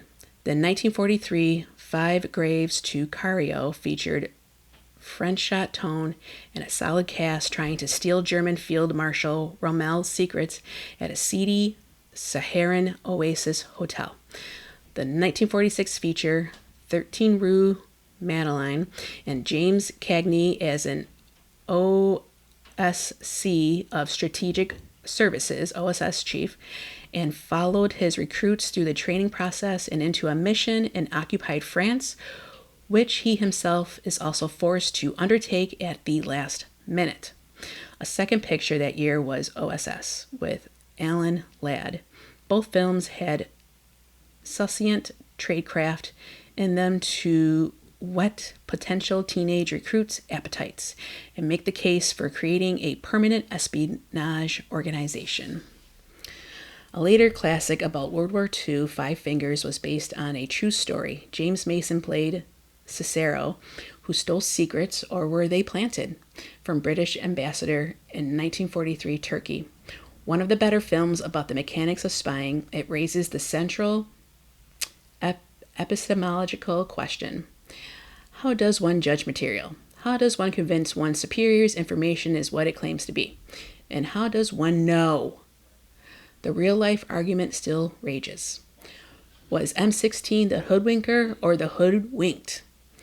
After the Central Intelligence Agency, CIA, was created, Hollywood made Walk East on Beacon Street in 1952, featuring future California Senator George Murphy about Federal Bureau of Investigation's FBI investigation of espionage. This picture had great surveillance footage and was later used by the CIA as a training film, a tradecraft landmark.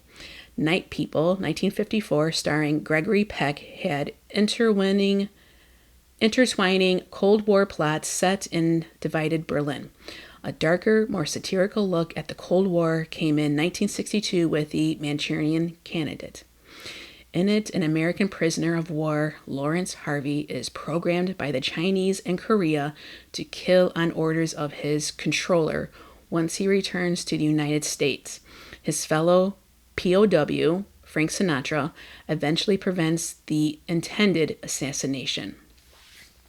The American near equivalent of Great Britain's 1965 Cold War classic, Jean Le Carre, The Spy Who Came In From the Cold, was Scorpio,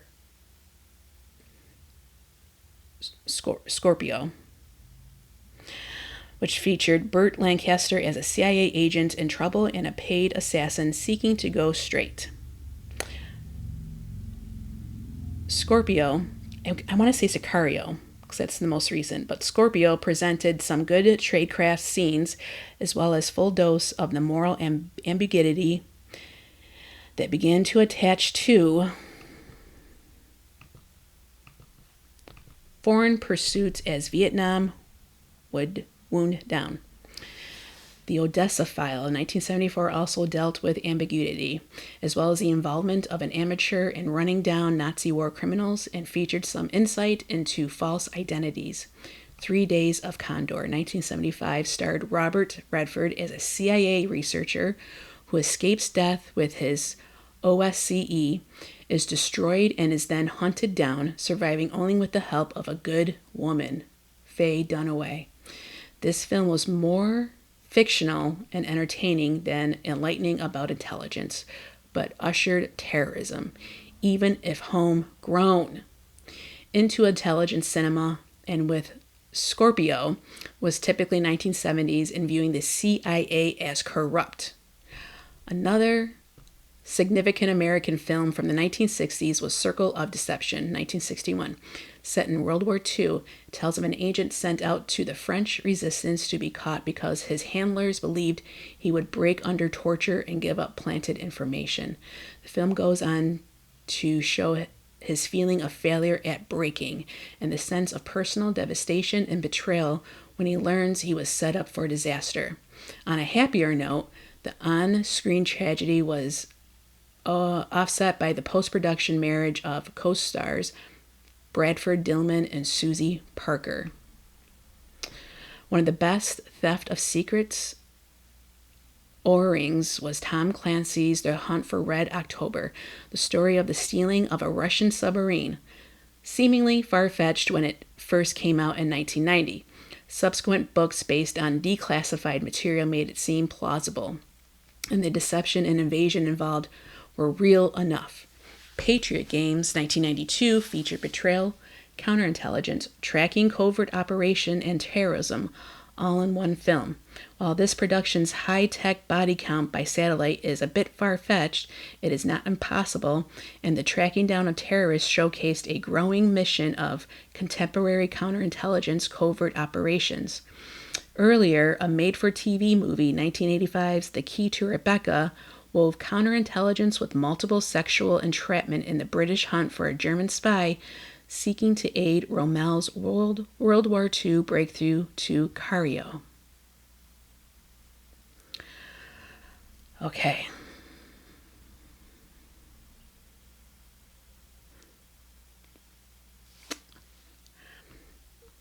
I'm going to stop right there, because this just feels like run-on sentences to me right now.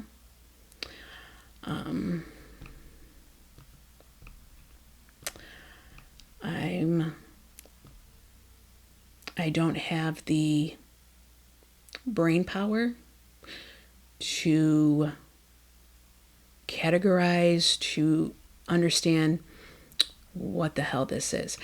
I did read it at first, some of it, and at the time I thought it would be more informative than it is, but as time has passed, I'm not so sure right now. I think I may have blocked some of this out. So, not to be disrespectful to those who wrote this, I'm just not getting this right now. So, Robert Redford was just in that one Oh boy, what did I just do? All right. And there's the references. So let's just do this real quick. So looking at Robert Redford, he had quite the career, but he also has quite the activism and a lot of political activism. So in regards to what's going on today, in 2019, he referred Trump's administration as a monarchy in disguise and stated it's time for Trump to go. He criticized his handling of COVID-19 pandemic. He criticized the decision to withdraw from the Paris Agreement, and he says he lacks a moral compass. He opposed the Trans-Canada Cooperation Keystone Pipeline, and so he passed September 16th, 2025. He died in his sleep at his home in Sundance, Utah, at the age of 89.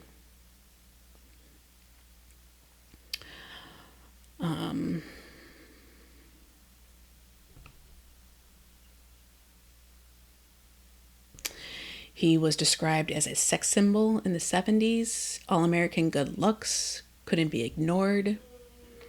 Wavy blonde hair and boyish grin made him the most desired of leading men during the height of his career. Even though he rejected that sex symbol, I never thought of myself as a glamorous guy, a handsome guy, or any of that stuff. Glamour image can be a real handicap. It is crap.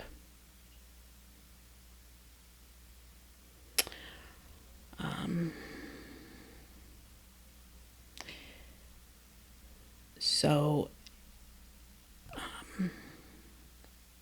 that's all I got on him. So I'm not quite sure how he fits in on there.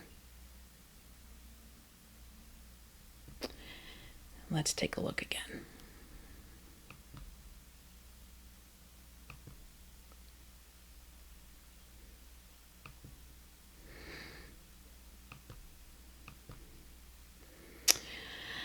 I mean, it looks like him. I could be missing something.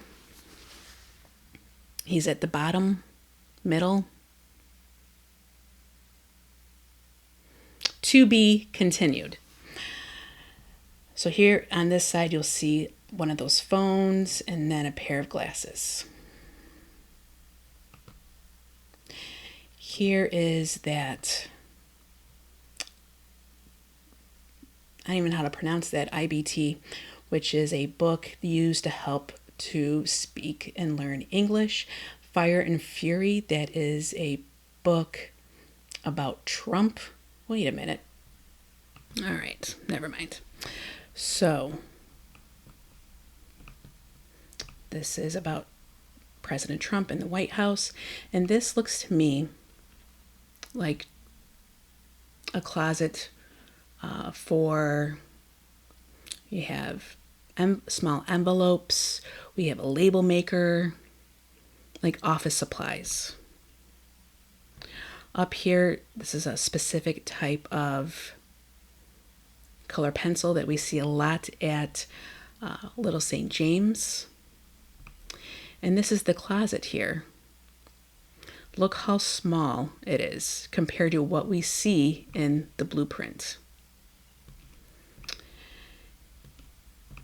Here is, you can see Clinton right across the hallway.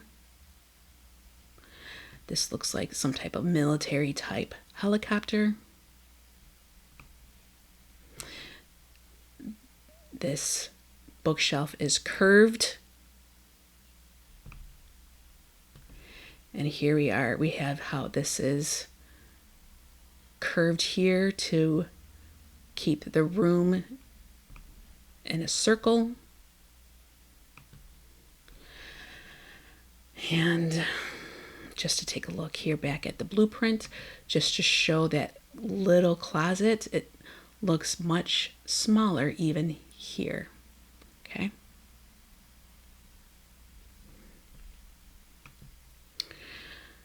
And here we go. Here's the inside of that closet. Whoops.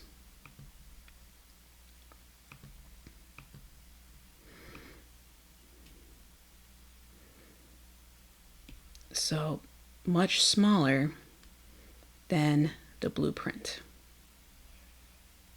We have Jeffrey Epstein stationery. So, and here's that closet. Got some light switches.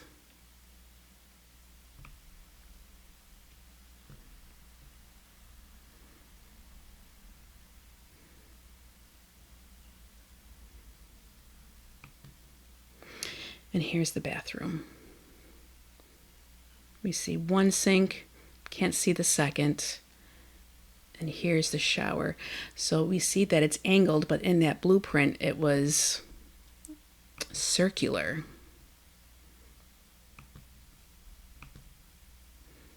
Okay. Not angled, but this shows that it was angled, which if you remember in A, that shower was. All right.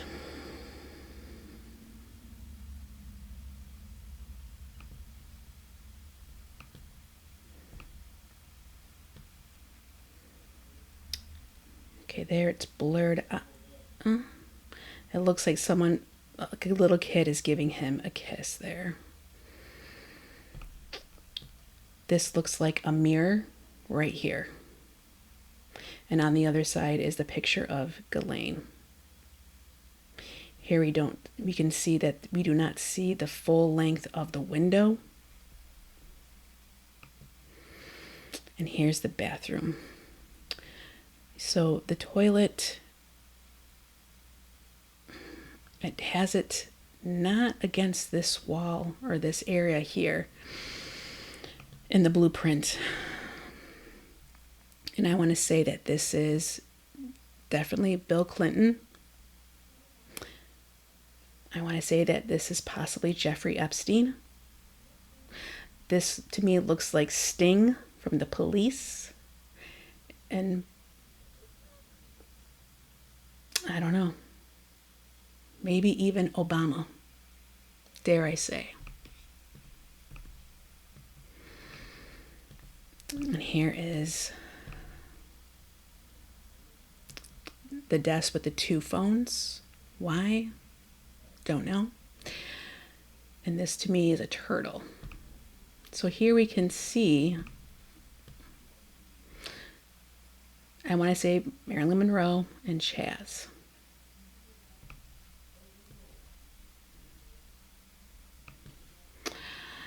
And this one, it takes a turn. So I don't know where this is. It goes, this is the first set from the agent. This is 40. So it went from 39 from the bathroom to this. And we will see that there are stairs here.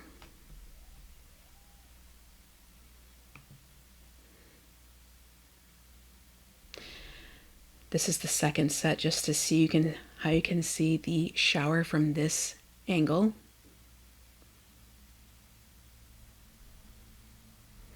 The mirror. The two phones, one passport, one pair of glasses. Here you could see those umbrellas.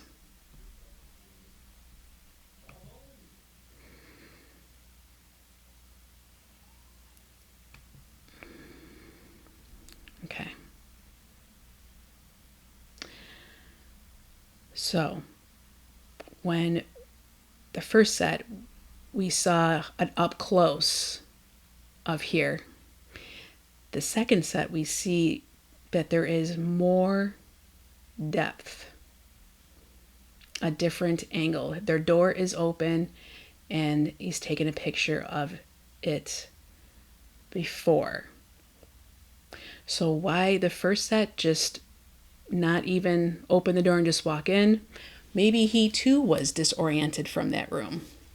And then they came back and mentioned, I needed more of this closet or room, whatever this is. So this is the first. He just came in and just took a picture like this. And like up close, just went in up close and took those two pictures.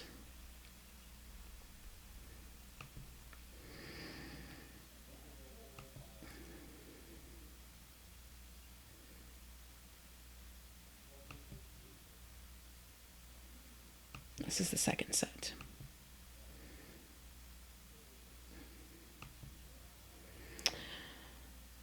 All right, so what I was showing there is this is set 2. So you see how he does 900, 899, 900, 901, 902, and then 903 is out the door to C. Okay. And this is C. But how did he get to C? Did he walk out the door, come over, out and around? Because we see down C, but we don't see how he goes from B to C. It just pops to C. So now we're going back to the first group of 40. This is 41.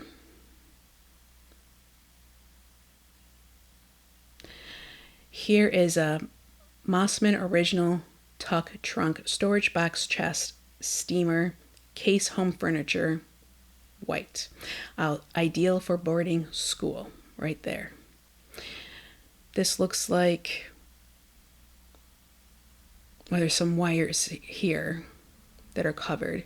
So I don't know if this is just an electrical box or if it's like a manhole.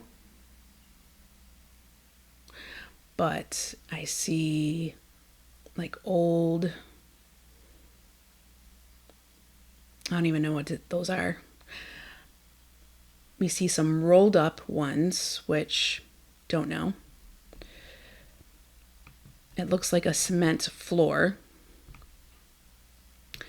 This is Zorro, so I'm going to say that's Zorro Ranch, Miscellaneous, and El Brillo,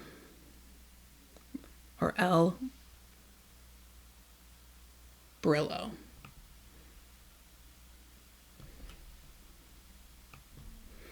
And El Brillo, I just had to look it up,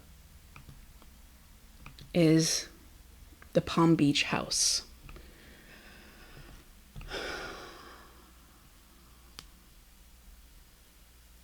Okay.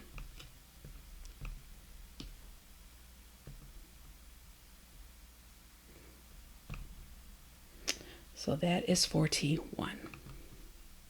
And then it just jumps to 42. And 42, this is the entryway doors going into, and here is the hallway.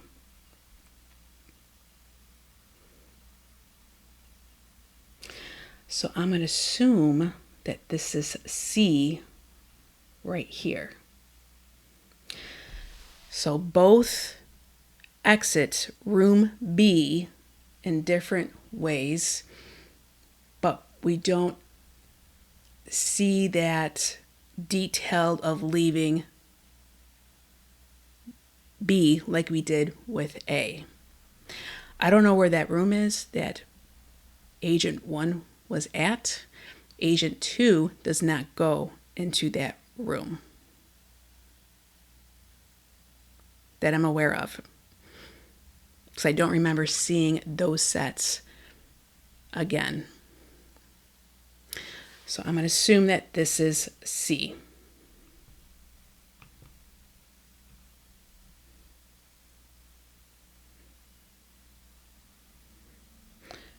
Here's, I guess, we can see this here. We'll go back. Yeah. Okay, that's it. So there you go. It got a little clunky there at the end. We're at 2 hours and 5 minutes. So if you're still here, you're strong. You got mental capacity. Because with that jumping around there, I don't know if you felt it's so disorienting. And I tried to put it together the best way that would make the most sense to do it in order to present it to you, because it's clunky in the way it's given to us, and in return it makes me a little clunky as well when trying to present to you all this information, which, you know, that's this is natural. And how natural this all just makes you all just so weird. So there's the glass is on this side, not on that side, not in the middle here. It is on top. But there's glass here because you see the carpet. There's glass on top with sunglasses and a phone. So what, you're going to sit right here and pick your number?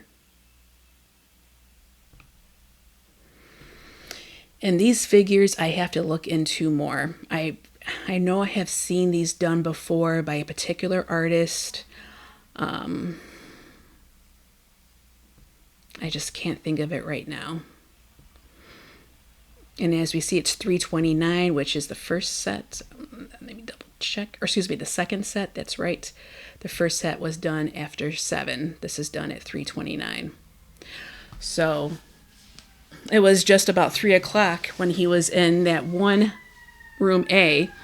And it took him about a half hour to go through into B and go through all those.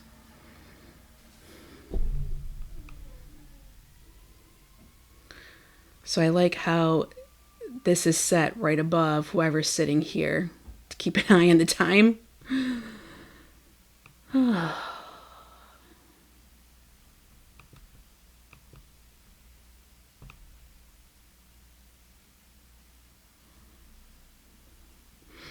And so yeah, Robert Redford, I'm not quite sure why. Just reading with his political, you know, I think he played like also Republican and Democrat. So I don't know if that's why, because I don't think he played both sides. I think he just went with the best candidate, or went what was best for him. Because he was into activism when it comes to Native Americans, as well as LGBTQ. Hope I didn't butcher that up. Also, he was against fracking. He was into the environment. So maybe he's just put there to keep an eye on.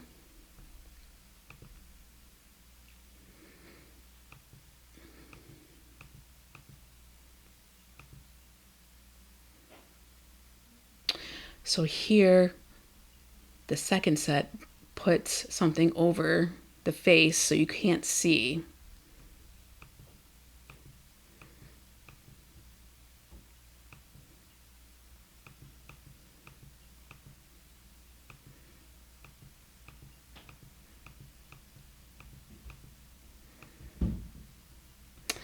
And I didn't point this out last time, but I just remembered. For whatever reason, in the second set, he blocks out Ghislaine on here and the total picture here as all of this right there, which I can understand this picture, but in regards to Ghislaine, there's no need to block her out. So there you go. that is room B, which was a doozy. I was dragging my feet doing that because of just not so much the amount, but having to go through all of this and how disorienting it is just looking at even the blueprint, how it was. So this could just be space right here, or it could be more than what it appears to be. So the next room is going to be room C. And straight across is the elevator. This is the hallway. And here is that staircase that we see. Well, we only see this part of the staircase.